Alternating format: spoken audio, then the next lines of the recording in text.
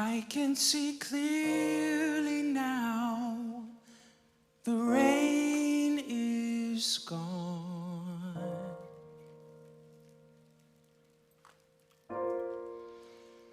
I can see all obstacles in my way.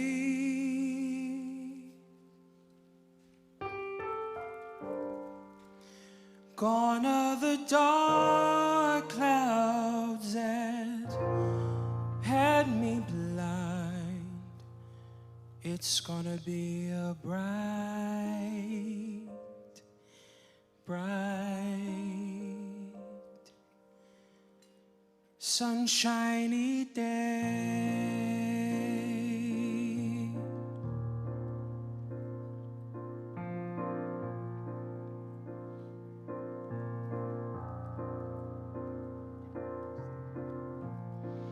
I think I can make it now. The pain is gone. All of the bad feelings have disappeared.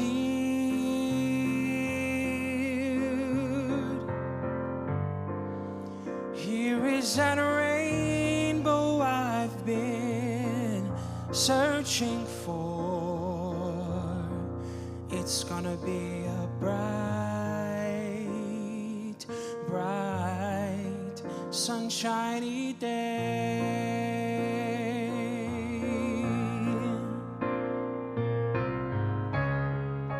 Look all around, there's nothing but blue skies. Yeah. Look straight ahead, there's nothing but blue skies,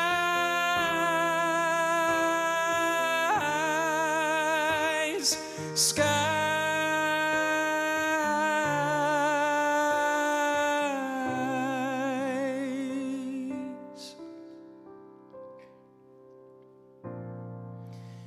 I can see clearly now, the rain is gone. I can see all obstacles in my way.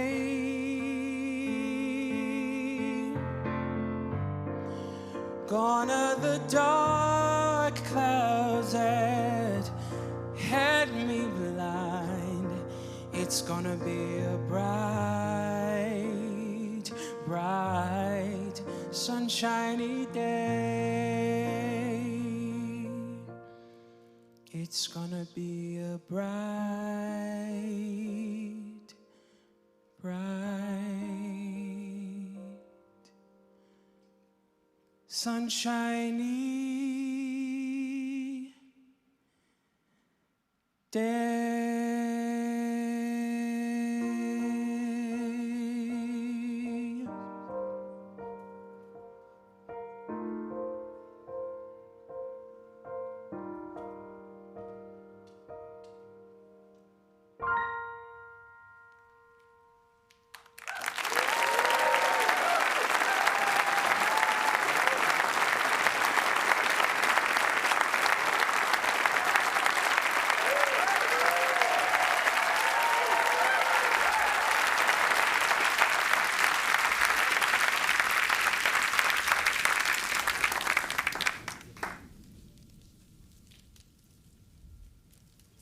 My. Oh my, oh my. Oh. TED people, look at you. That is a beautiful sight. Tyrone Davis, I have a bone to pick with you. I thought I could see clearly before this thing started, and then you started playing music, and I felt something welling up in my eye, and I'm not sure I can see clearly now at all.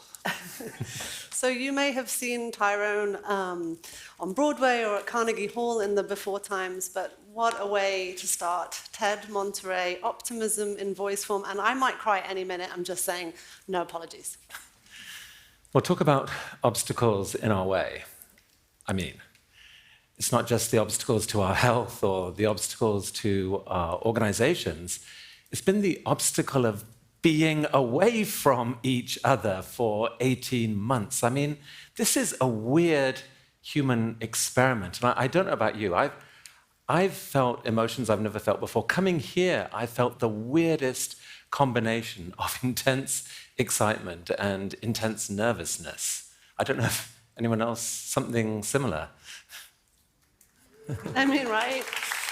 So I don't know about you, but this was the first time that I've been on a plane since 2019. It's the first time I've been in a room with people since 2020.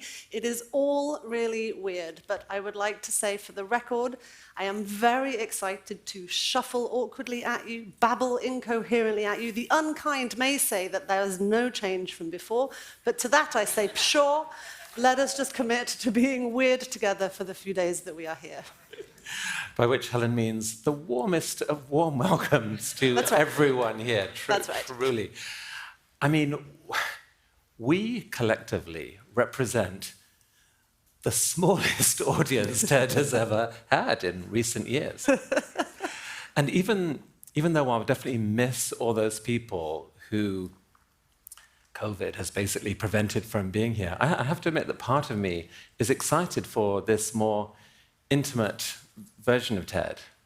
I really am. I want to salute the courage and commitment of each of you to come here. Because I know, it's a scary moment in the pandemic again. I know it wasn't necessarily easy to come. We've tried to do what we can to make people feel comfortable by insisting that everyone who's here, everyone who's in this room, in this audience, has been fully vaccinated. We're also really encouraging people, I think, to wear masks in here, if you will. But the upside of all this is we know that humanity's superpowers, they come from connection with each other. We warm each other's hearts, we spark each other's imaginations. And so, honestly, if this week is as special as I dream it will be be because of you and your courage and your presence here this week. Now, of course, we know that for some people it wasn't legally or physically possible to be here, and so tonight, for the first time, we are unveiling the virtual balcony, so a big wave to people joining us remotely. This is using the TED... Oh, that's so nice! This is using the TED World Theatre technology that we've been developing over the last few years. So a huge hello to everybody. We promise to try and make this as little like an interminable Zoom call as possible. So here we are in the midst of the worst health crisis any of us can remember, a world torn by division and all manner of terrifying things in our futures. We're really very proud to unveil our theme, the case for optimism.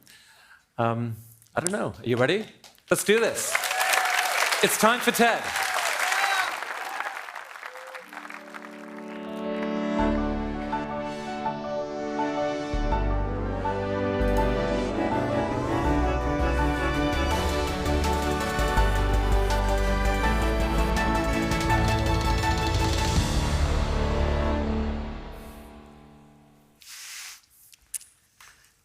So, the case for optimism. It's a challenging theme to curate in the middle of a global pandemic, it's true. But we, and if you know Chris Anderson, you know this is true of him, we stubbornly believe that green shoots of hope and progress are everywhere throughout the world if you just know where to look. And so our entire conference is full of heroes who are looking to not only dream, but also build a better, wiser world in which we can all flourish. So in this session, we are going to hear from some truly amazing people who are all imagining ways to collectively find the path forward. Well, where to begin? If in doubt, start with the science. Is there actually a science of optimism? Well, it turns out that there is. Our first speaker has a lab at Stanford focused on studying and understanding optimism and the forces that fight against it.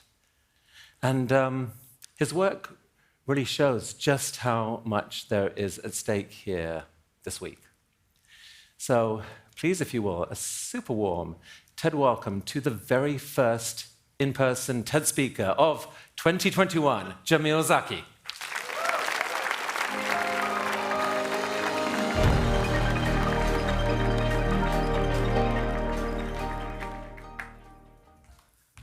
This is it. Here we all are, together at last, to talk about optimism. If this isn't nice, I don't know what is. Here's the problem. It's 2021. We are living through a global plague, one that revealed our worst instincts at the worst times. We are so divided that public health has become a power struggle. We pioneered a vaccine, a moon landing level innovation, and then kept it among wealthy countries while poorer ones suffered. Against this backdrop, isn't talking about optimism like discussing pagers or horse-drawn carriages? Isn't optimism obsolete, backwards, and naive, given all we've been through? Shouldn't it be replaced with a more up-to-date cognitive technology?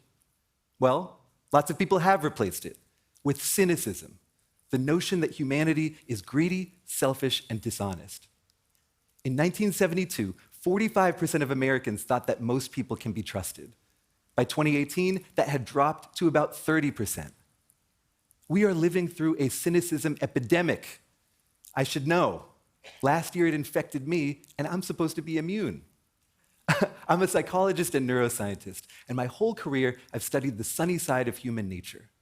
My lab and I have found that giving away money activates similar parts of your brain as eating chocolate, and that helping other people through their stress calms our own. Our punchline is clear. There is good in us, and it does good for us. Now, people love hearing this, but in 2020, I started to hate saying it. I was building hope in others while losing my own. I was evangelizing for human kindness all day, and then doom scrolling at night. I was peddling something that I would never want to buy anymore. I felt like a fraud, or at best, maybe a fax machine salesman. But here's the thing. You might think that cynicism is a system upgrade that allows us to see who we really are. It's not. It traps us in a version of the world we don't want to live in, and one we don't have to. One of my favorite studies of all time occurred in southeastern Brazil. 2 fishing villages there are separated by just 30 miles. One sits by the ocean, where fishing requires large boats and heavy equipment. To make a living there, fishermen must work together. The other sits by a lake, where fishermen strike out alone on small boats and compete with one another. Years ago, researchers tested how people in each of these villages responded to a set of social experiments. Ocean fishermen trusted strangers and cooperated with their neighbors. Lake fishermen competed and mistrusted instead. But here's the crazy part. These folks didn't start out any different from each other. But the longer fishermen worked on the lake, the more they competed. The longer they worked on the ocean, the less they did. Some families, schools, and companies are like ocean villages. People trust because they know others will earn it. Some are like lake towns. People look out for themselves because no one else will. Our social worlds shape us, like clay, into hopeful or cynical versions of ourselves. And right now, many of us are living in a lake town of historic proportion. Inequality has soared, injustice is all around, self-interest might as well be pumped into the water supply. These forces raise cynicism, and so do times of disaster. After the last 18 months, there's a real chance we could tip into a sort of cynical permafrost.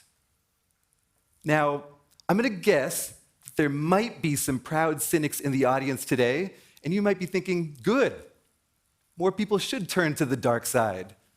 Optimism might feel nice, so would calling tiramisu a health food, but we don't get to go around believing whatever we like. George Bernard Shaw tells us that the power of accurate observation is commonly called cynicism by those who haven't got it.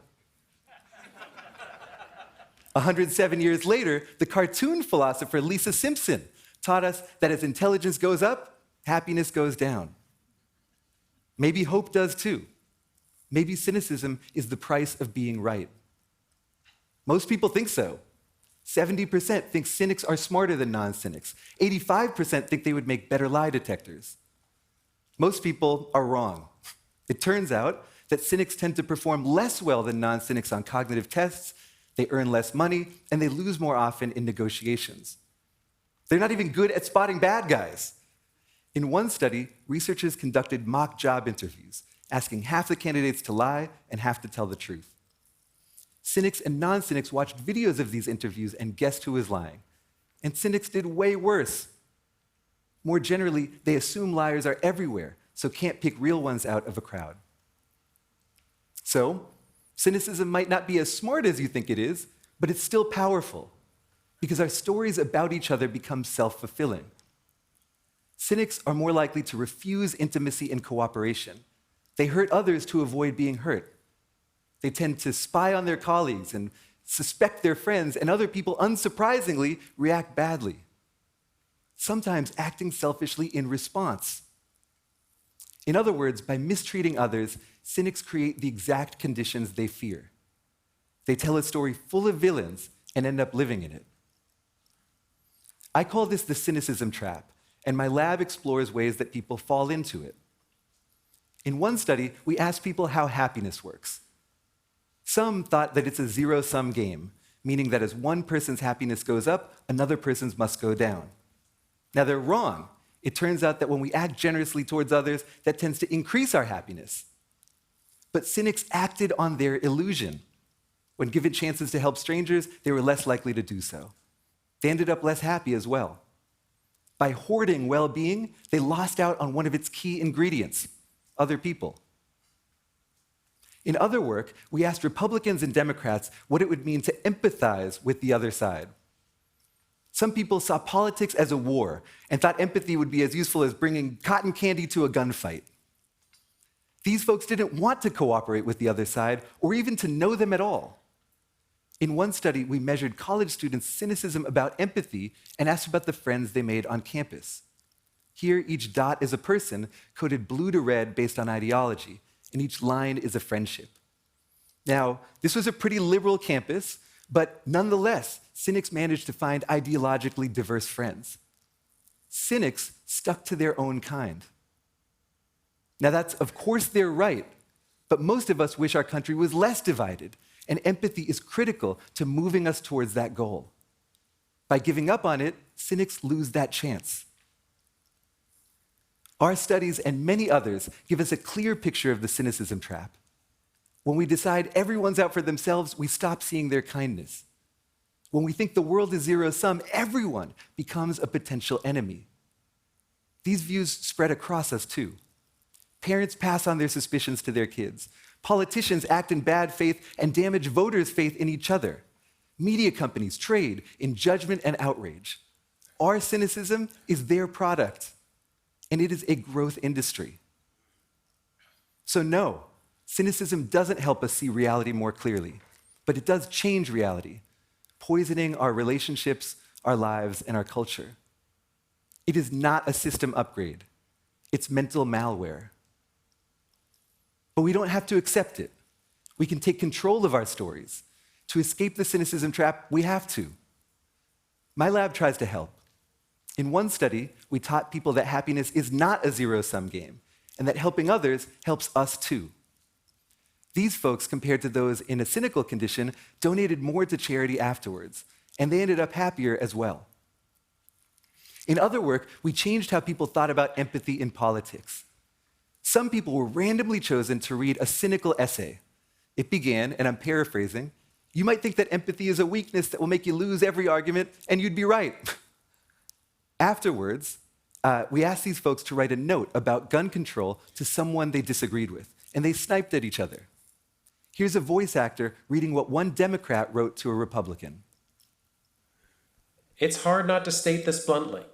You should be in favor of stricter gun laws because you should care about the lives of other people more than your outdated feelings of machismo." And here's a Republican writing to a Democrat. People need to know they are able to have the freedom to bear arms in order to protect themselves. You Democrats don't get to take that away from us. Basically, we recreated Twitter by accident. Other people read a different essay. It began, "You might think empathy is a weakness that will make you lose every argument, and you'd be wrong. and went on to describe empathy as a strength in politics. Again, we asked these folks to write to an opponent about gun control, but this time things changed. Here's a Democrat. There are some common sense regulations that we should implement to keep people safe. We all want what is best for the country, and there are things we can meet in the middle on to tackle the issue of gun violence. And a Republican. Horrible crimes can be committed using guns. Everything from school shootings to murders because of racism and white supremacy. It's very understandable that you think it makes sense to make gun laws more strict. We're all reasonable people and we just want what's best for our loved ones. To us, this was wild. Remember, just like ocean and lake fishermen, these people did not start out any different. But just reading one essay turned some of them into new optimists and others into new cynics. This shaped how they acted and their effect on other people. We sent all of these notes to people who really disagreed with the writer about gun control and found that notes written by new optimists were more persuasive than those written by new cynics, more likely to make other people change their mind. In other words, we taught these people that empathy was useful, they used it, and it became useful. This is what I want you to remember and what I want you to know. That if cynical stories can become self-fulfilling, our work shows that hopeful ones can as well. Now, cynicism is not the only root of our problems, and optimism alone will not fix them. But it's hard to change a broken system if you think it's a mirror reflecting our broken nature. If people are selfish to our core, then toxic laws and practices are here to stay. But we can all choose to tell a different story. We can be skeptical, demanding evidence before we believe in people, but hopeful, knowing they can change for the better. We can notice their kindness even when the media doesn't, and envision systems built on that kindness. We can find other people in our neighborhoods, unions, and faith communities who want the same thing. We can use our collective optimism to build pockets of solidarity and mutual aid, miniature ocean villages that can grow over time. Now, this is the part of the talk where I'm supposed to tell you how I cured my own cynicism, but the truth is, I still struggle. Depending on the day or the hour, I promise I can be as cynical as anyone here. But I see cynicism for what it is, a psychological quicksand that will pull me in deeper the more I move through it. So I fight to believe in people, not because it feels good, but because stories matter, and we're telling ours all the time together. We all get stuck in quicksand sometimes, that's okay. But the next time you manage to pull yourself out and find some faith in humanity, try to remember to reach back and grab someone else who's stuck until more of us can make it to solid ground. Because optimism is not a relic of the past. It's one key to building a better future by letting us see it more clearly. Thank you.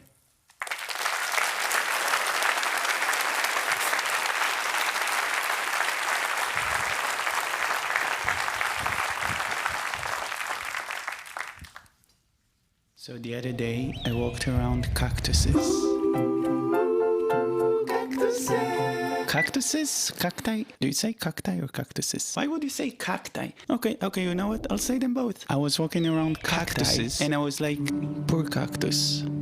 What must have happened for this guy to cover up his body with spines? It's like throughout million years of evolution, he probably got hurt again and again, and he was like, go away, leave me alone. And so he thickened his skin, and he pulled out a few thorns here and there, but it didn't help. And so he ended up, look, like completely covered with knives. You know, I wish I could tell him, Mr. Cactus, relax. Everybody here is trying to figure it out, but I can't because it's a cactus. Cacti don't talk. Wait, now I have to check if it's cacti or cactuses. Why can't I finish one thought before I have to Google something? Okay, great. Apparently you can say both cactuses and cacti. I wish I was less distracted. I wish I was less distracted. I wish I was less distracted. I wish I was less distracted. I wish I was less distracted. I wish I was less distracted. Anyway, yeah.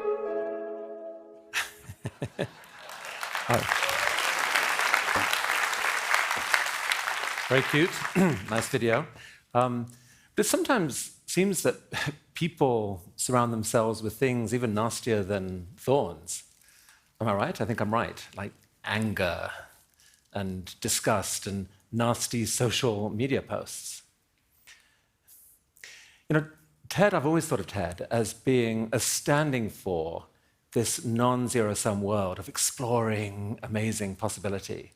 And it's been upsetting to see so many trends pushing towards a more zero-sum world of, that there are good people and bad people, and the only job of the good people is to fight the bad people. I mean, the case for call-out culture, cancel culture, if you like, is that for the first time, armies of people who are passionate about social justice are able to take on and take down people who need to be taken down, But not everyone who's spent a lifetime fighting for justice has that opinion. And our next speaker is one such. She's a professor, she's an author, she's an extraordinary human rights advocate. Here is Loretta Ross.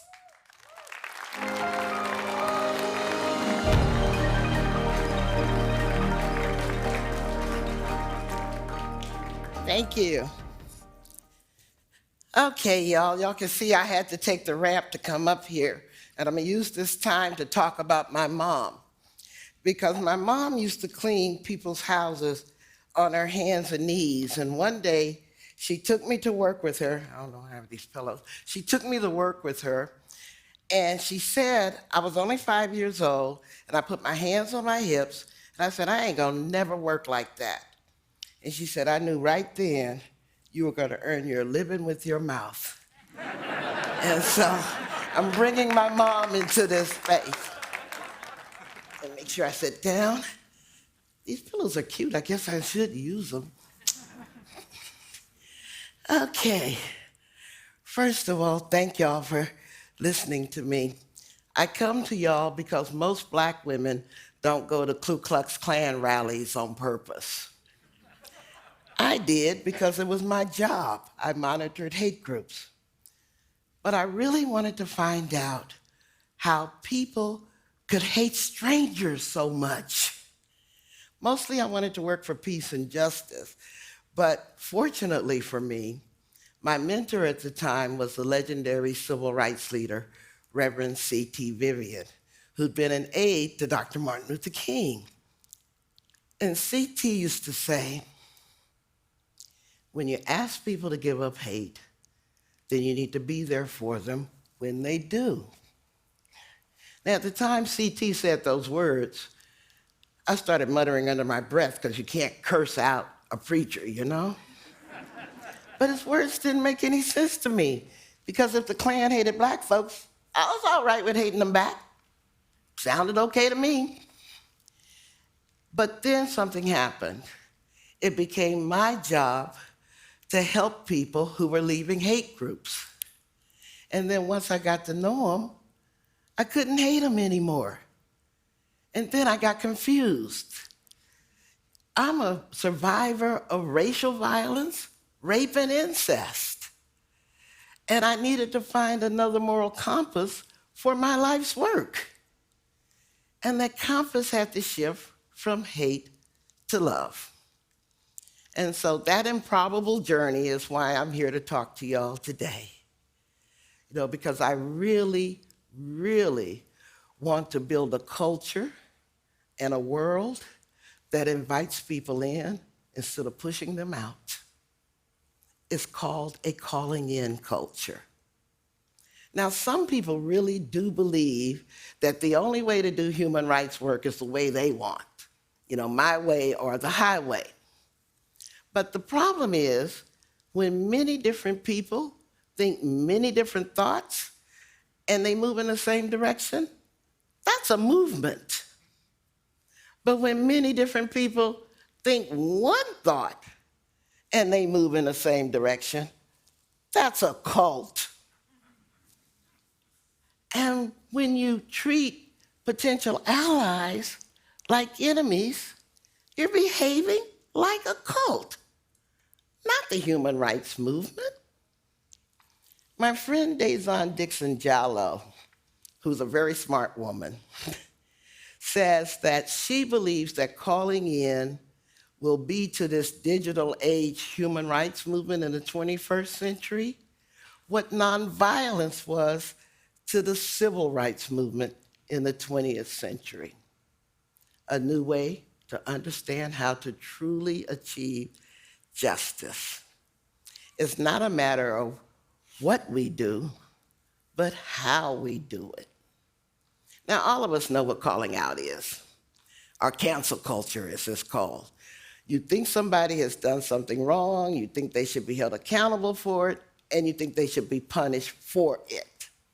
So one of those calling out examples is, I can't believe you just said that. You're racist, sexist, toxic, manipulative. With this approach, you've guaranteed one thing. With this blaming and shaming, you just invited them to a fight, not a conversation, because you're publicly humiliating them. Now, some people actually think call-outs should be used to hold powerful people accountable, and there's a lot to that. I mean, that's what the human rights movement has always done. But most people are calling others out of fear, or they're feeling that they need to belong to something. And some people think that they'll feel better about themselves if they put somebody else down. And then there's too many people, in my opinion, who think that they can become famous by defaming somebody else. Most of us want all of this violence to stop, but we don't know where to begin. And most of us stay silent because we're afraid that we'll become the next target. So even if something feels unfair, we're silent. And if you're unlucky enough to have something that you've regretted captured on cell phone or in a tweet, you're walking around with an unexploded gotcha bomb just waiting to blow up your life or your career or your reputation. I guess I need to ask, how many of us here have done something in our past that could come back to haunt us? One of my students once said, a call out is not an invitation for growth. It's the expectation that you've already grown. This is the culture we're trapped in now. On the other hand, there is calling in. Calling in is a phrase invented by Lone Tran. And basically, a call in is a call out done with love. So when you think somebody has done something wrong and you want to hold them accountable, you don't react with anger or hate. You just remain calm and look at them and say, and you can do this online and in person too, forget that part. But you just look at them calmly and you tell them, that's an interesting viewpoint. Tell me more. With that, you've invited them into a conversation instead of a fight. And you don't have to agree with somebody to offer them loving attention. All you're admitting at that moment is that there's a possibility that they're as complicated as you are. And everybody deserves to be heard and to be respected. And if you use this call-in practices like I'm teaching, what you'll do is several things. First of all, you'll lead with love instead of anger and allow somebody else to grow. Secondly, it'll affirm your own inner empathy and your compassion. And you'll feel so good about yourself when you learn that you can grow too in embracing and inviting more people into the world. And then the third thing is that you can call in your friends, your families, your neighbors, your coworkers, all the people you might have given up on in the past because of how they've hurt you. Now, if you're going to embrace this calling in practice, you need some preparation. It begins with self-assessment. First of all, you need to know your motives. Why are you choosing to call somebody in or out? Are you in a healed enough space for somebody else's feelings? you're not, maybe you're not ready to do the calling in yet, but still, you have those options. And I've taught these tactics to 8th graders, to college students, to C-suite executives, and as I said, they all feel better about themselves for reaffirming their optimism and their hope that they can make a difference in the world. This is so, so important. And so if you're not really ready to invest in somebody else's growth with a call-in, or you don't want the inevitable fight if you call them out, there actually is a third option. You can call on them to be a better person. And this was a phrase created by Sonia Renee Taylor. My favorite calling on response is to look the person dead in the eye, cock my head to the side, like I really care, and say, I beg your pardon, and then I wait. Many times they'll start walking back their words just because I'm looking at them like they lost their minds. We can use this calling in, calling out, calling on approach as part of the spectrum of responses we can make to each other, and that's so, so important. One time, let me put it this way. One time, I misgendered a student in my class, and I froze in shame because I expected the student to jump down my throat. Because misgendering somebody is a really big deal nowadays. And instead, this student looked at me and offered me grace by saying, oh, that's all right, Professor. I misgender myself sometimes. An 18-year-old showing me grace. Now, I believe that one of the most effective expressions of calling in is forgiveness.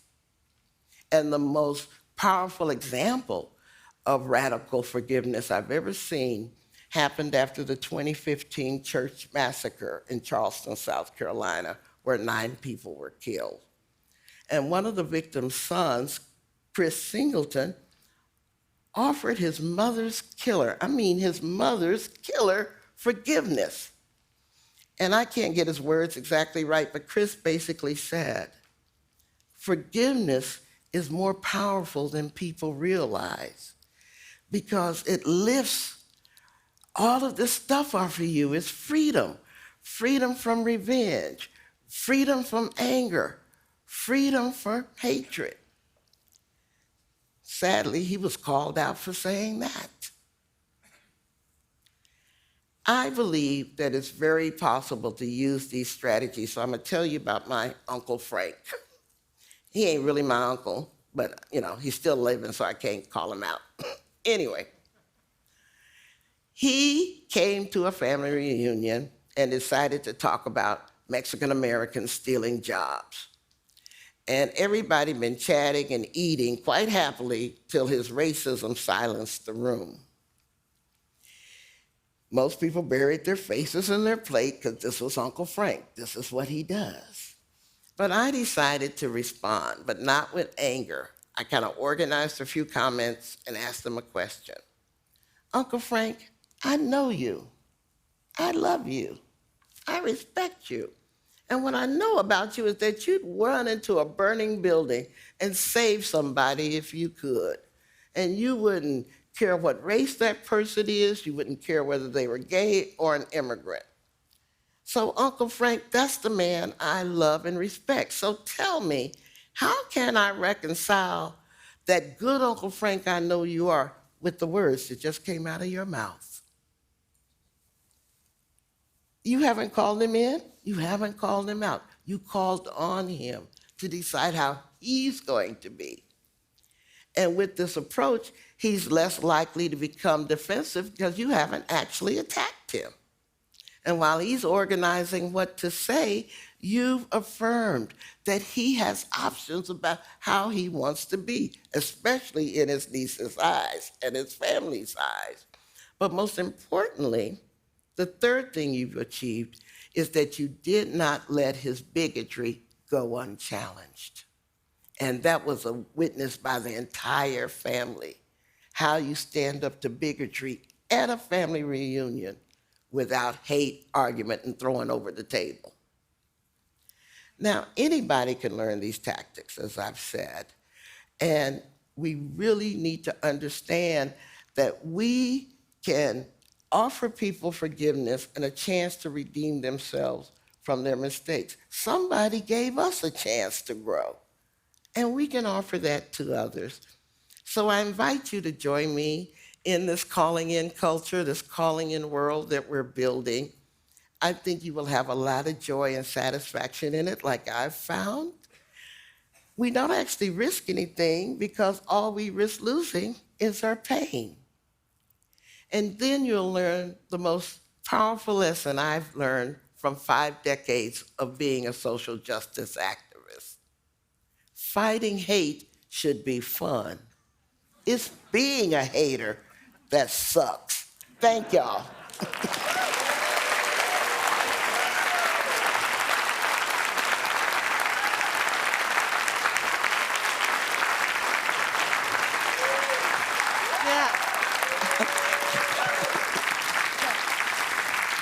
Don't knock her down, don't knock her down. Can I get an arm? Thank you.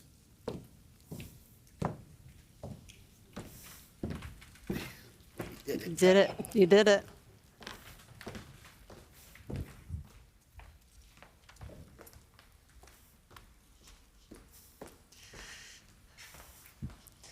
You know, it's been a while since I had to dodge a sofa.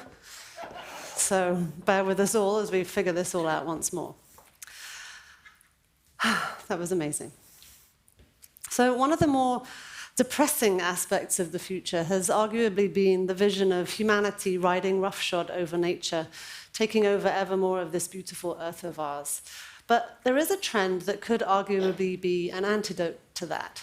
Urbanization, in fact, could mean that the more people move into cities, the more we can actually leave nature to restore itself. Now, this is a provocation that our next speaker has been thinking about for a long time.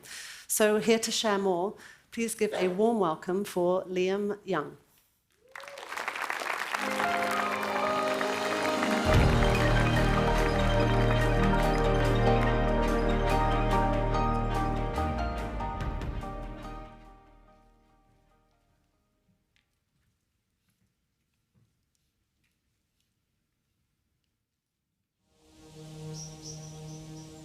More than 10 billion people. Over 7,000 languages spoken. 90 million songs. 42 billion fruit trees. 900 zettabytes of data. 90 million beehives. 6 million dentists.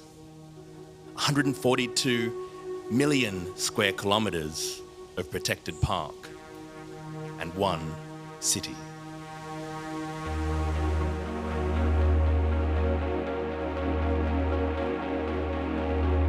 A planet city.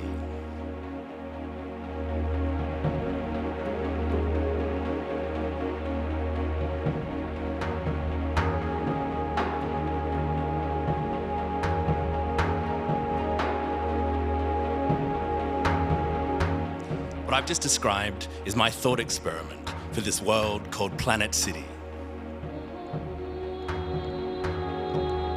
An imaginary city for 10 billion people, the projected global population of the world in 2050. I design environments for the film and television industry, and I believe that by creating imaginary worlds, we can connect emotionally to the ideas and challenges of our future. So we've been creating Planet City in response to the rising red line on the graph of climate change. Because world building and storytelling can do so much more than just visualize this data. They can help us to dramatize data. So in speculative cities, we can immerse ourselves in the various consequences of the decisions we face today. They can be both cautionary tales or roadmaps to an aspirational future. So I invite you all to join me as we journey along the canals of Planet City. If we listen, we can hear the hum and crackle of flickering blue and red LEDs as they illuminate the lower reaches of the city's farm fields. It smells of soil and hard drives and sweet fruit. A purple sunrise over a new kind of wild.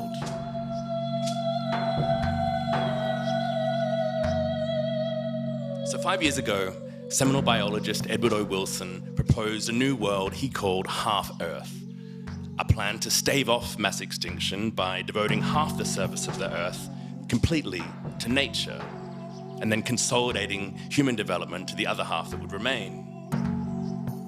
And this is where the speculation of Planet City began. And as we started to visualize and design this radical reversal of our planetary sprawl, we soon realized we could actually go much further. In its most provocative form, at the intensity of the densest city that already exists, Planet City could occupy as little as 0.02% Earth. Could we imagine coming to such a global consensus, radically reversing all of our existing assumptions? What would it take? What would it look like?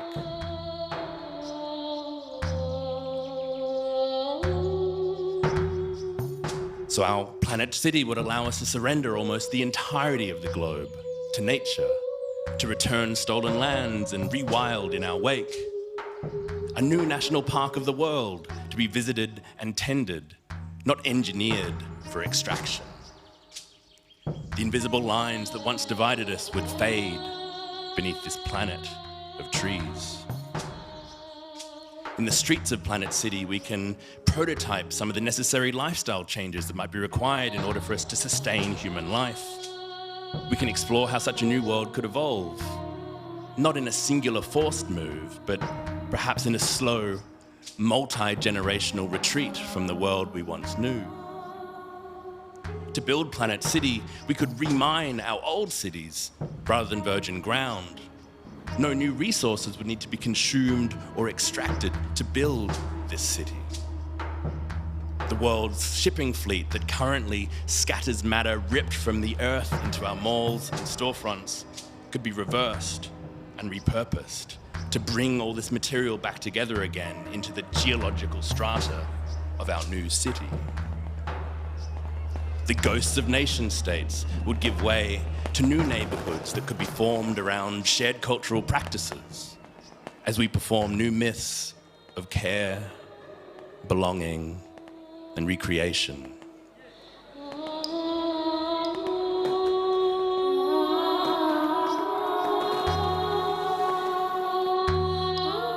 If we were to map all the world's celebrations onto a calendar, then we realize that running through Planet City would be this continuous festival procession, dancing across a 365-day loop. Each day, amongst the flittering confetti, it would intersect with a new carnival or culture, endlessly cycling through new colors, costumes, and cacophonies. And to design the systems of Planet City, we traveled to and filmed all of the mega-scaled renewable energy and agriculture sites that currently exist around the world today. The world's largest solar farm in the Mojave Desert, the illuminated indoor farms protecting crops from harsh Siberian winters, the most productive wind energy network in Gansu, China, the world's largest algae farm in Western Australia. These monumental infrastructures are evidence that much of the technologies required to support the regeneration of our climate are actually already here. And in Planet City, we just remove the political roadblocks or the lack of cultural investment that's currently holding them back, and we visualize them operating at these global scales, but not forgotten out on an industrial periphery, but woven through the very fabric and life of the city itself.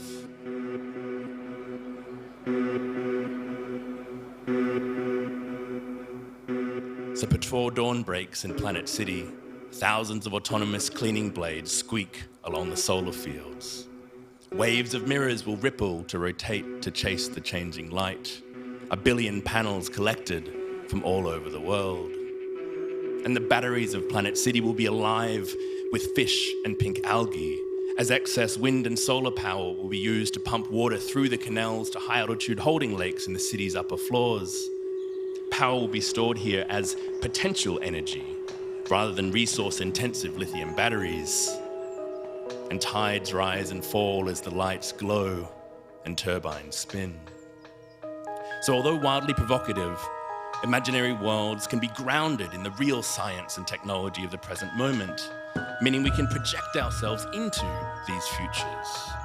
What would it be like to live here, to fish amongst the city battery lakes, to follow the seasons up through the towers, collecting honey with the Planet City beekeepers, to fall in love amongst the pink algae blooms before harvest?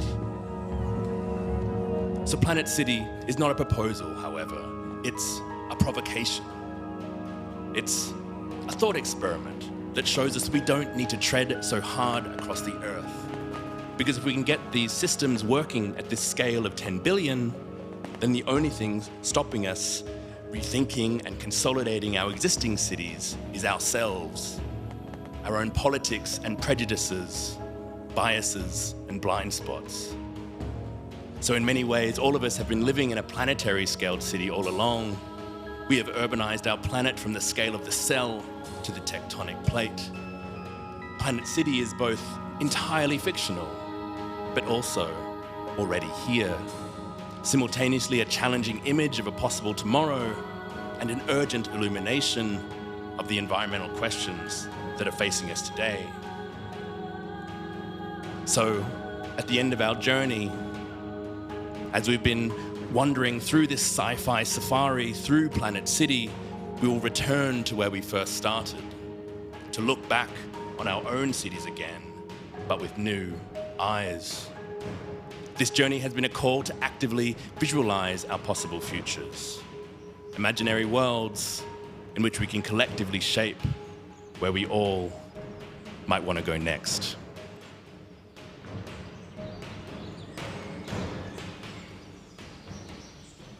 Thank you.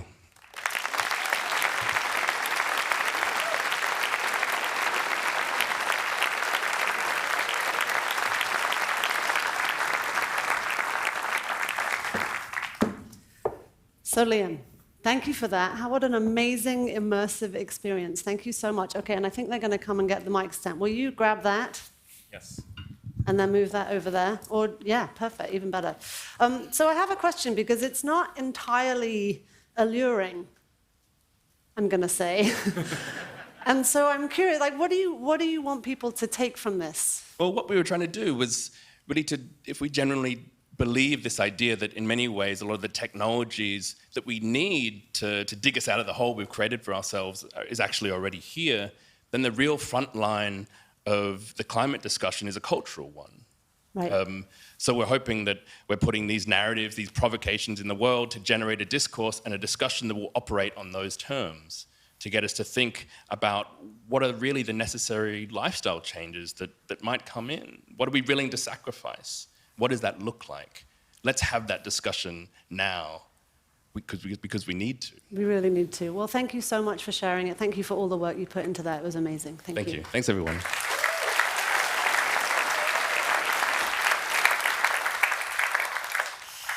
So I think everybody here is familiar with the ways of TED, and this year, as in the past, we will have a town hall on our final morning, on Wednesday morning. So this is really an opportunity for you to share feedback with us, good or bad, about anything that you've seen or witnessed or experienced. And this is also for our online friends too. If you would like to participate, check out TED Connect. We have a form in there that you can fill out. And we will let you know on Tuesday night, I believe, who will be selected, and then we'll have you up here, and it will be fabulous. Okay, so for our next speaker, we will move from one form of artistry to another, but it is safe to say that they are very different. Our next speaker is not interested in thought experiments. She is interested in humanity, the messy, the good, the bad, the ugly, all of it that surrounds us. She is also about to give our souls something of an artistic shake, which may alarm some of you, but don't be alarmed because she is wonderful. So please welcome the luminous artist, storyteller, and graphic journalist, Wendy MacNaughton.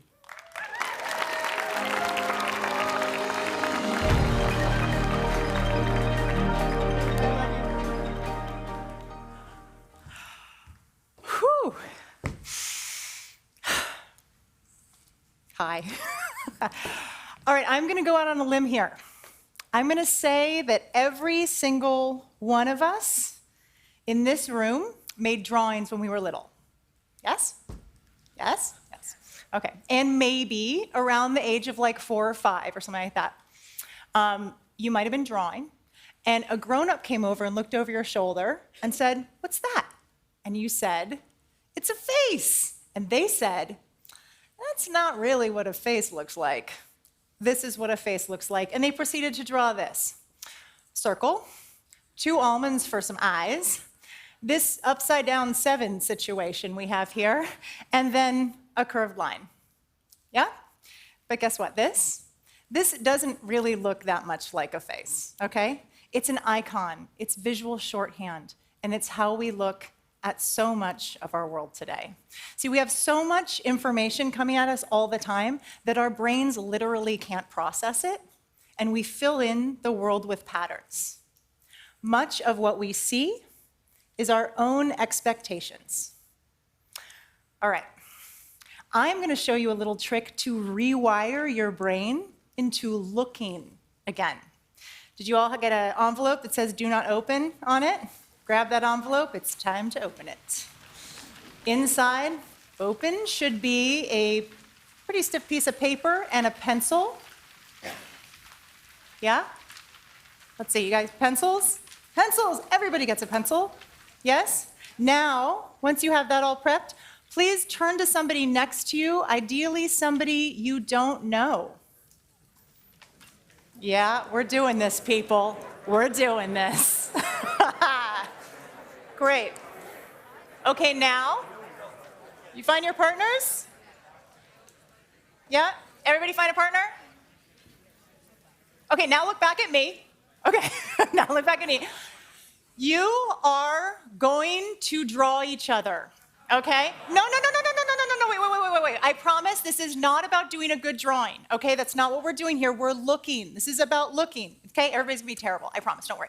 Okay, so you're gonna draw each other with 2 very simple rules. Number 1, you are never gonna lift your pencil up off the paper. 1 continuous line. No, trust me here. Just, this is about looking, okay? So 1 continuous line, never lift up pencil. Number 2, never, ever, ever look down at the paper you're drawing on, okay? Yes, it's about looking, so keep looking at the person you're drawing, right? Okay, so, ready? Yeah, okay, now,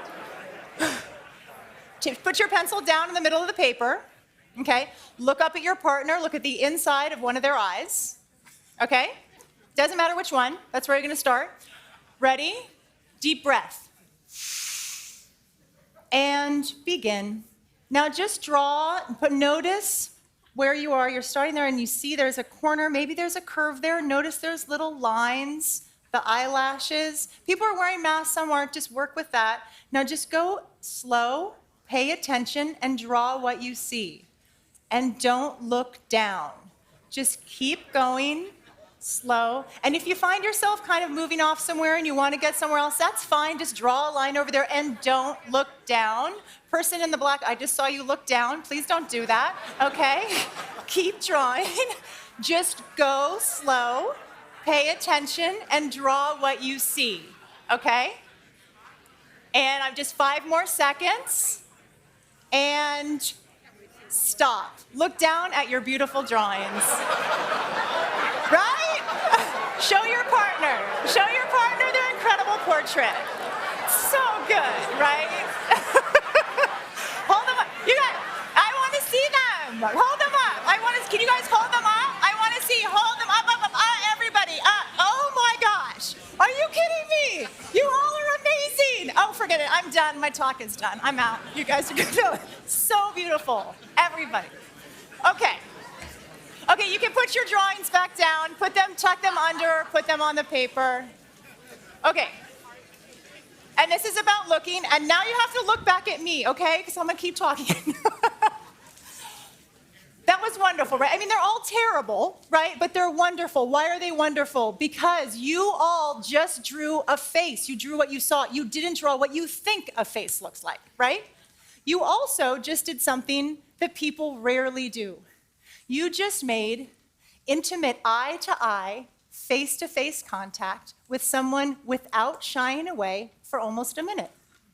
Through drawing, you slowed down, you paid attention, you looked closely at someone, and you let them look closely at you.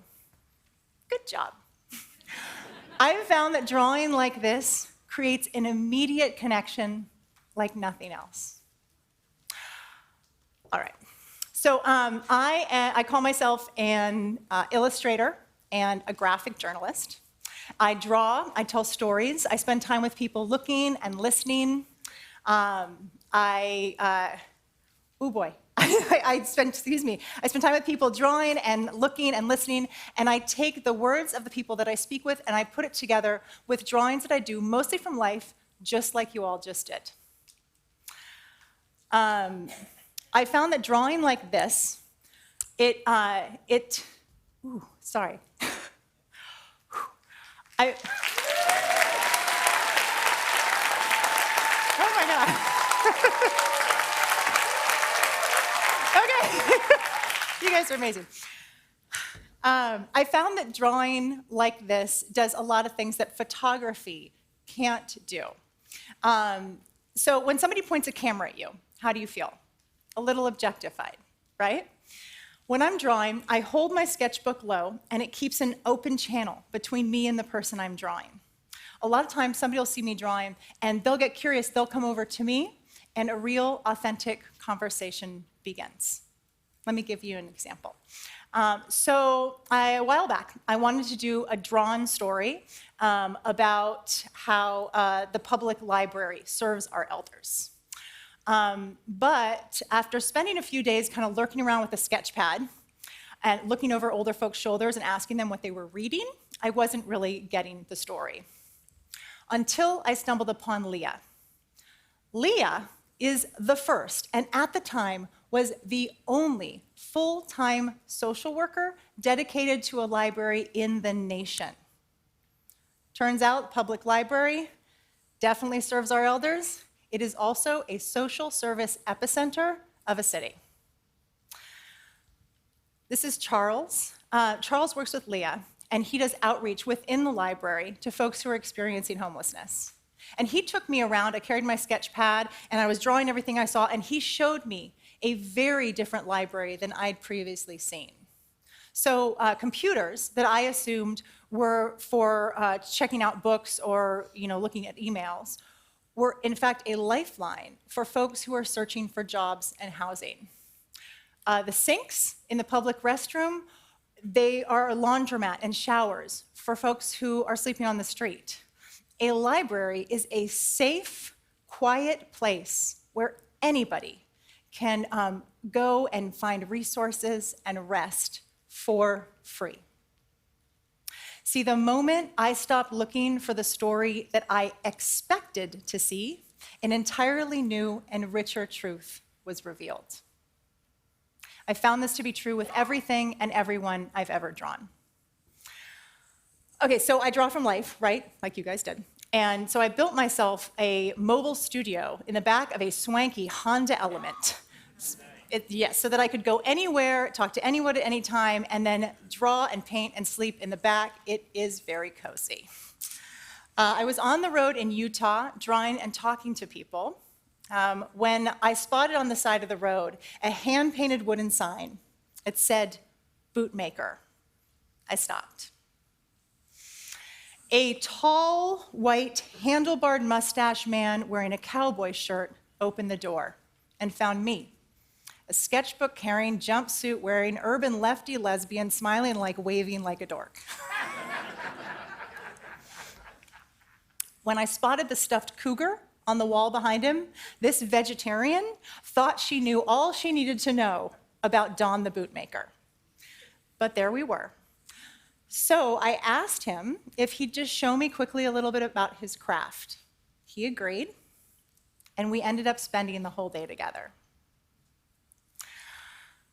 As Don told me, as I drew Don in his workshop, and he told me about the sudden death of his beloved wife, about his deep, deep grief, and about this hunting trip that he was planning and so looking forward to taking with his son. Every tool in that shop held a story, and he was so, so happy to share it with somebody who was genuinely curious and interested. By the end of the day, Don and I looked very different to one another. And this drawing, which ended up in my visual column in the New York Times, or as Don likes to call it, the fake news media,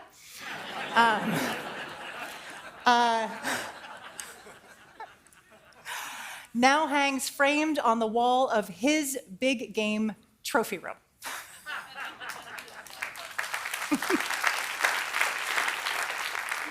So I was getting ready to start on a new drawn story when the pandemic hit. And overnight, I was, like so many people, just unable to do my job. It was my own mother who suggested that I teach drawing to kids. Kids who are about to lose their routines, be stuck at home, and to help give parents a much-needed short break. Now, I'm trained as a social worker, but I'd never taught kids before. But the night before school closures in San Francisco, I went on Instagram and announced that the next day we'd try something called Draw Together.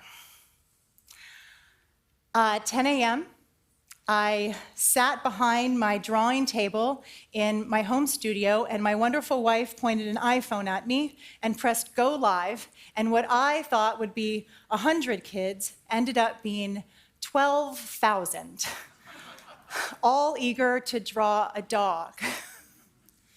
The next day, 14,000 kids came, and we drew a tree and that drawing exercise that you all just did. What was supposed to be 5 minutes for 5 days ended up being 30 minutes a day, 5 days a week, for months. And yeah, we talked about line and shape, and we learned about perspective and light and shadow. But what was really going on was we were actively looking our way through a global catastrophe together. See, drawing slows us down. It keeps our hands moving so we can pay attention to things that we usually overlook or that we ignore. Studies show that drawing is one of the most effective ways for kids to process their emotions, and that includes trauma. It helps us talk about hard things. We say something and draw together. It sounds hokey, but it is true. Drawing is looking, and looking is loving. If we can give kids the right supportive environment, drawing helps them let go of perfectionism and fear of failure so that they, unlike you and me, and especially those of us who might have freaked out just a wee bit when I said earlier we were going to draw, right? We can let go of these harder self-judgments so we don't have to undo them later in life. Okay, I don't expect you all to become drawers, but I do know that all of us, kids, grown-ups, everyone in this room, we can all be better at looking, because this is not a face. And when we live like this drawing, we miss out on all of the depth and detail of the world and people around us. This is a face. And this is a face. And that is such a face. And these are faces. And these are faces. Wait, hold on. This is just a really dramatic pause, you guys. No? What you all drew were faces. They were amazing. And if you slow down, I promise, if you slow down, pay attention, and really look, you will fall back in love with the world and everyone in it.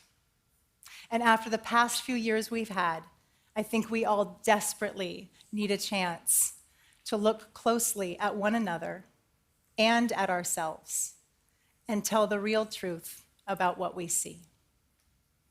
Thank you. Thank you. Thank you. Stay right there, Wendy MacNaughton. Okay, can we bring that picture up? Because that was, I'm sure it's there somewhere. Did it come? Did I miss it? Did it come up by me?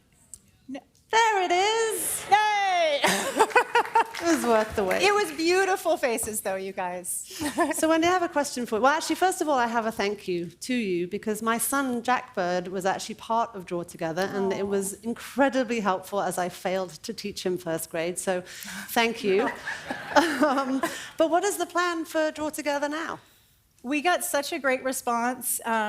We are working, it started in homes originally, and we got such a great response from teachers and classrooms that we're presently bringing it into classrooms to support, teachers that don't have access to art classes anymore, so we can support those schools. Yeah. Amazing, amazing, thank you. So keep those pictures, because outside we have a little display. And you're going to go pin them up there, right? And then Wendy is going to grade them. No, she's not. No.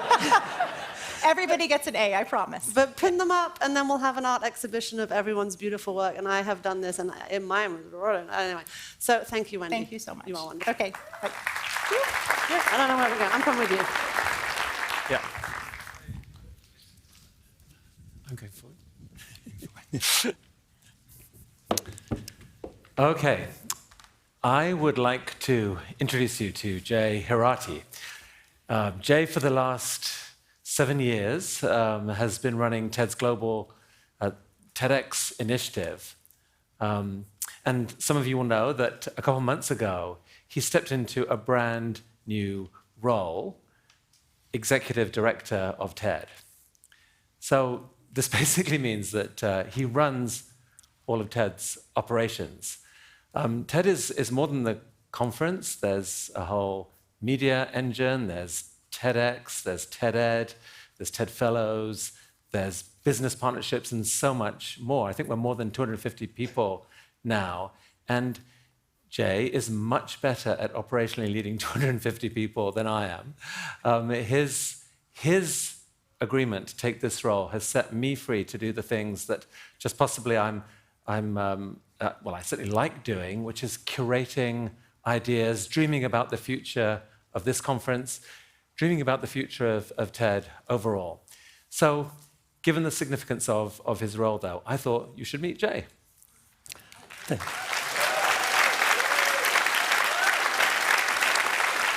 Hi, everyone. Thank you. First, Chris, I just want to thank you. I know that TED means so much to you. It's been such a big part of your life and will continue to be. And the trust you've given me to partner with you and to think about TED's next chapter means a lot. And I'm excited to do it with you and, of course, with all of you as well. Last night at dinner, I chatted with a few of you, and you mentioned to me that coming here to TED once a year or more often is for you like coming home. And to many of you, coming back to Monterey feels a lot more like coming back home, because that's the original home of our annual conference. And when I joined TED 7 years ago, it took me just about a few weeks to feel that I also arrived at home. I realized that what TED puts out there in the world, the people that we have joining us, the ideas that we express, they represent everything that I believe in, the kind of life that I want to live, and the kind of work that I want to do. being, of course, hopelessly optimistic, constantly curious, creating opportunities, expanding possibilities, and really believing in humans in a way that, for me, was really important because we transcend national borders and our ideas are truly, truly global. And all of that, in fact, starts right here in this room. So many of the things that we do here are what TED does in the world. The people that come here, the amazing speakers that will be on this stage throughout this week, our iconic TED Talks that we create afterwards. They inspire so many things that we do. Obviously, the billions of people that watch our talks, the tens of thousands of volunteers that help us power all of our different initiatives. And if you think about it, most of TED's big initiatives were actually ideated here in this room. And I think the future ones will be as well. TED, of course, continues to grow and evolve and change. Just this year, we have new initiatives in education, social impact, initiatives on climate change. We are looking at a lot of new opportunities. We're excited about new formats in video. We're trying to go shorter, and we are working on going longer. We are obviously very committed and excited about audio and podcasting and social audio. We just launched a new membership subscription program that we think could really be transformative to TED. And as we change and continue to change and grow, we want to do it with all of you, of course. I am here this week, and my most important goal is to try and talk to as many of you as possible, to hear from you what are your hopes and dreams for TED in the next decade.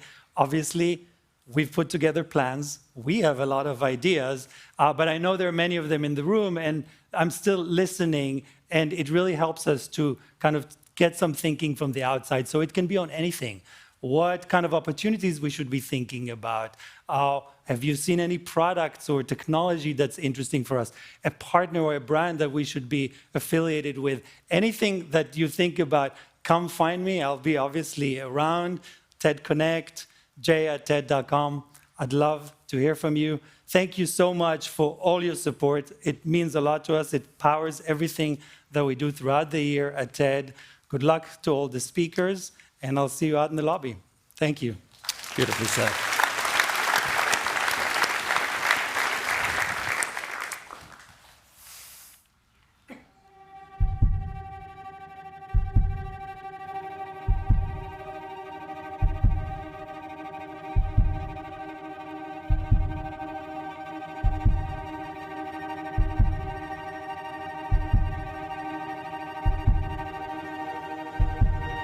Optimism.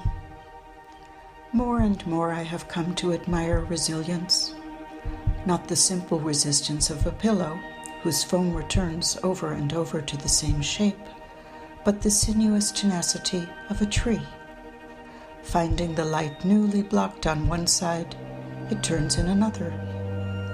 A blind intelligence, true, but out of such persistence arose turtles, rivers, mitochondria, figs, all this resinous, unretractable earth.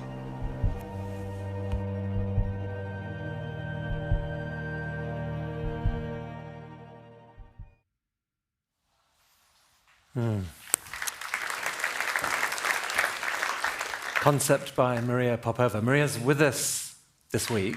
Thank you, Maria. That's beautiful. You can actually see her in action on Jack's Terrace tonight, I think from 8 o'clock. All right, our final speaker.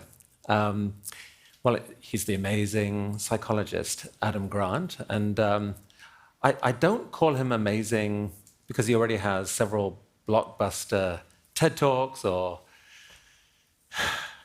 an incredible podcast series he runs with us called Work Life, or his New York Times best-selling books.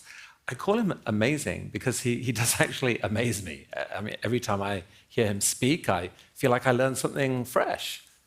But, as they say, past performance is no guarantee of future performance. The man has been locked up for 18 months, and who knows whether he has anything fresh for us today. Let's find out, shall we? Here is Adam Grant.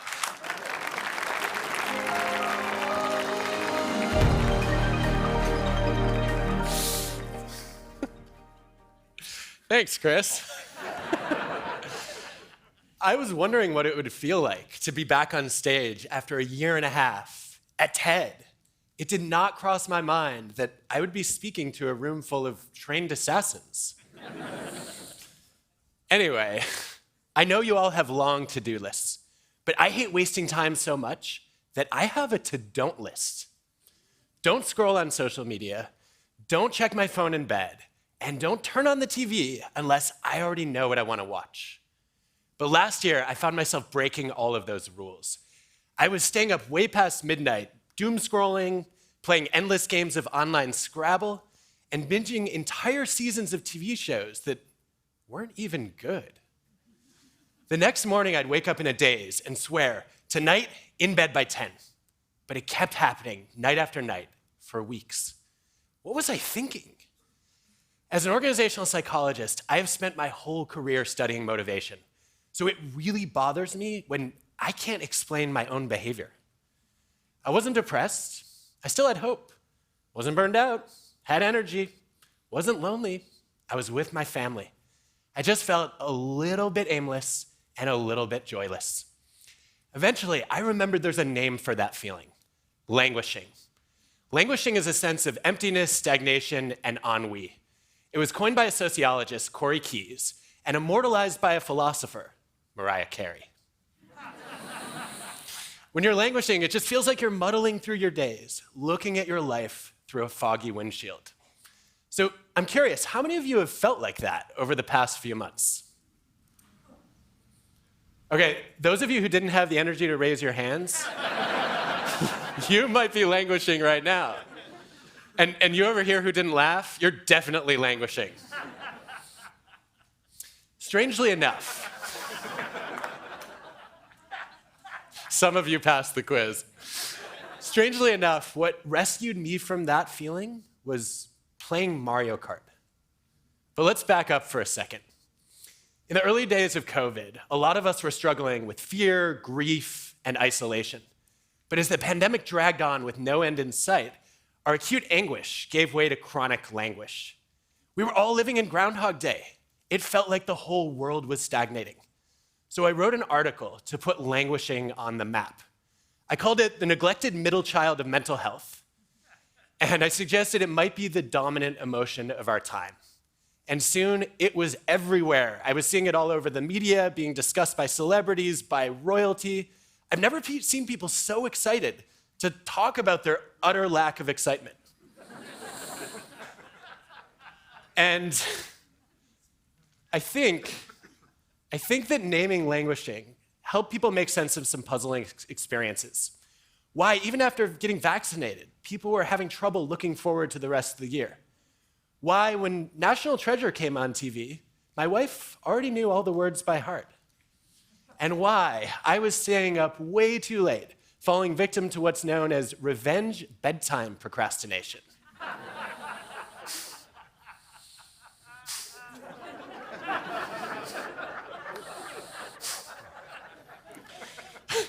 We were looking for bliss in a blah day and purpose in a perpetual pandemic. But languishing is not unique to a pandemic. It's part of the human condition. 2 decades of research show that languishing can disrupt your focus and dampen your motivation. It's also a risk factor for depression because languishing often lurks below the surface. You might not notice when your drive is dwindling or your delight is dulling. You're indifferent to your own indifference, which means you don't seek help, and you might not even do anything to help yourself. Meh. Languishing isn't just hard to spot, though. In many cultures, it's hard to talk about, too. When people ask, "How are you?" you're expected to say, "Great," or "Living my best life." That's called toxic positivity.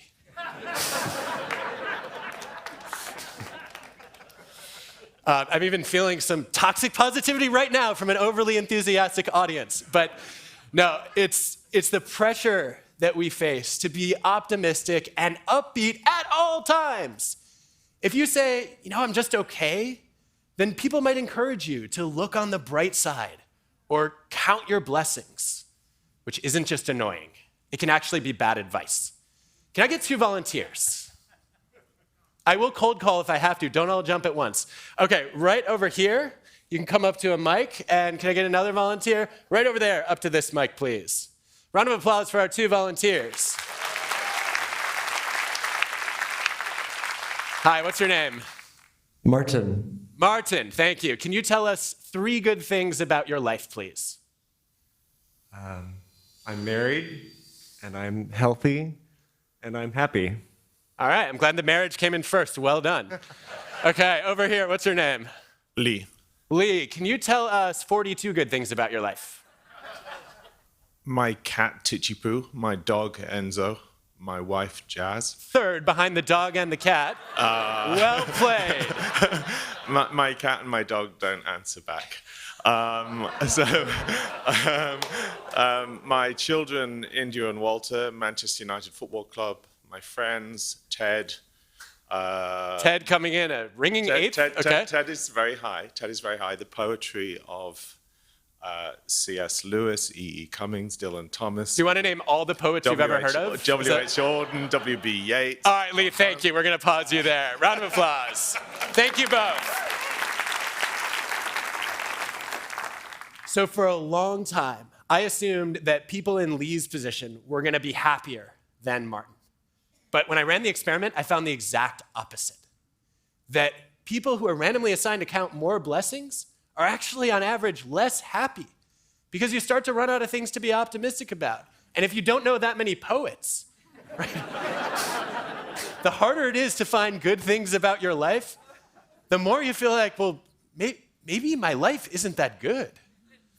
In the early days of the pandemic, researchers found that the best predictor of well-being was not optimism. It was flow.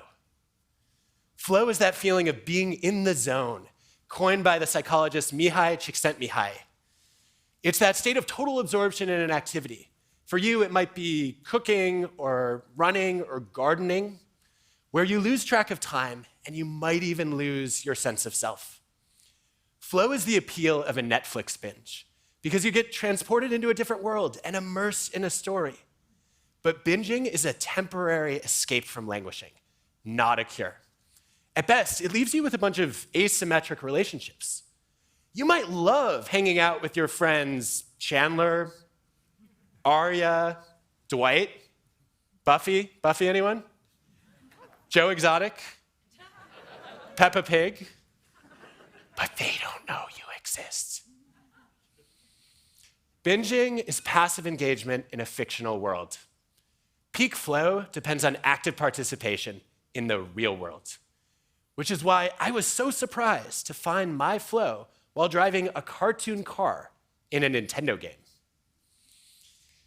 When the pandemic first started, all 3 of our kids were home in online school, and that lasted for a full year. It was not easy. One day, we found this on our 6-year-old's report card.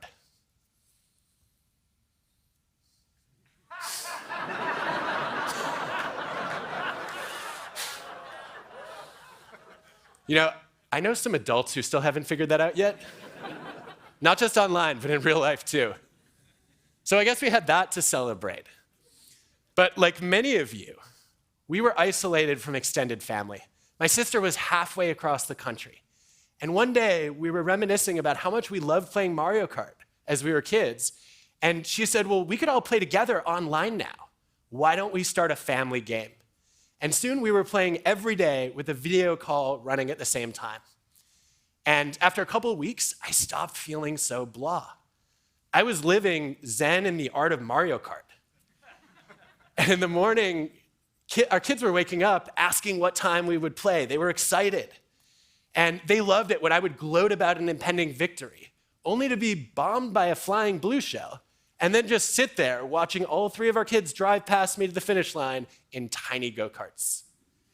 We had so much fun that we started a new Saturday night tradition after the kids were asleep, adult Mario Kart. So after reflecting on that experience, I'm proud to present to you for the first time my Mario Kart theory of peak flow. It has 3 conditions: mastery, mindfulness, and mattering. Let's start with mastery. Mastery is something a lot of us have been having a hard time finding lately.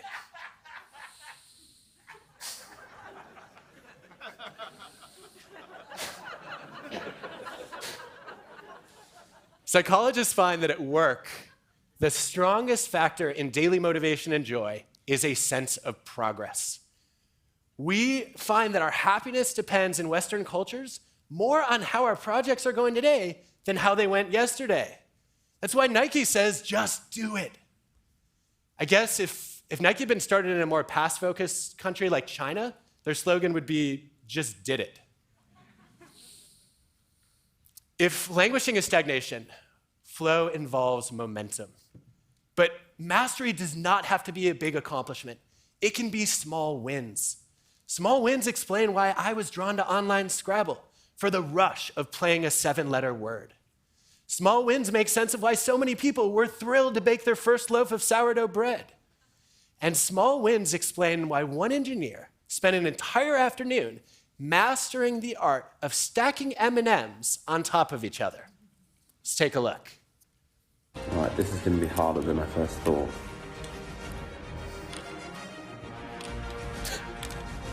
Nah. Oh, 5 M&Ms, 5 M&Ms! Turns out that was a world record. That kind of mastery depends on a second condition for flow, mindfulness, focusing your full attention on a single task. Not something a lot of us are doing that much these days.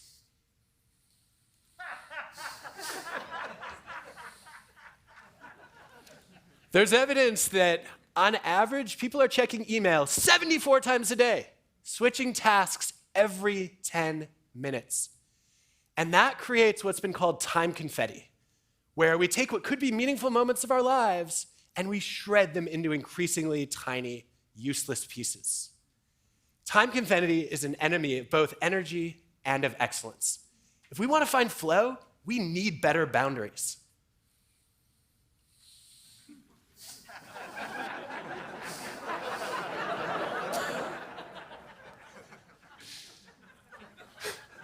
When I think about boundaries, I think of an experiment by organizational scholar Leslie Perlow. She went to a Fortune 500 company and she tested a quiet time policy. No interruptions 3 mornings a week before noon. On average, engineers spiked in productivity. 47% of them were more productive than usual. But the best part is that when the company made quiet time official policy, they had 65% above average productivity. I don't think there's anything magical about Tuesday, Thursday, Friday before noon. The lesson here is that we need to treat uninterrupted blocks of time as treasures to guard. Now, mastery and mindfulness will get you to flow. But there's a third condition that turns it into a peak experience, mattering, knowing that you make a difference to other people. Early in my career, I was studying fundraising callers who were trying to bring in alumni donations to a university. And I knew they were languishing when I saw this sign posted on their wall.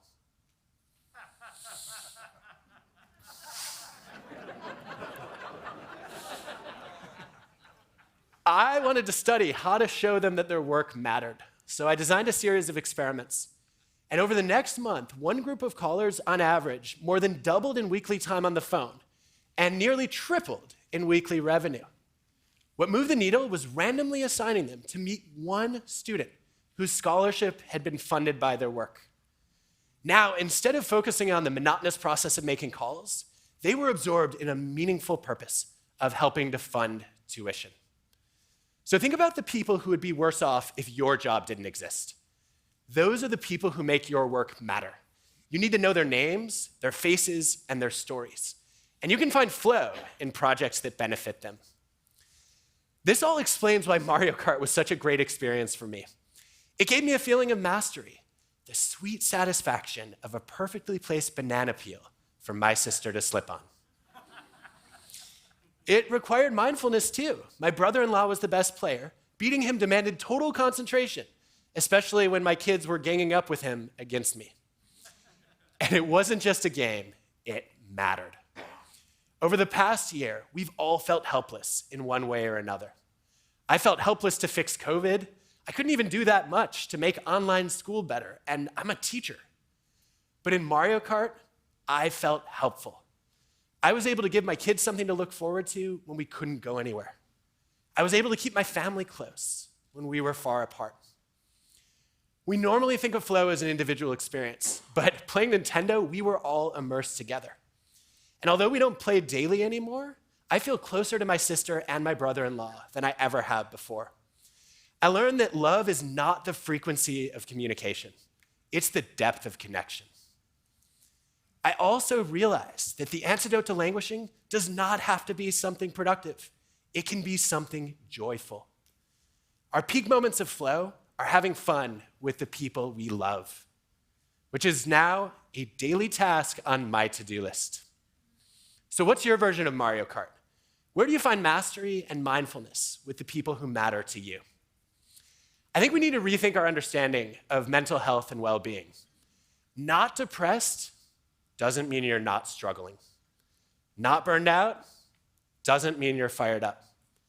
When someone says, "How are you?" it's okay to say, "Honestly, I'm languishing." Or if you can only muster one syllable, meh. And when you're ready, you can start finding the flow that lights a path out of the void. Thank you.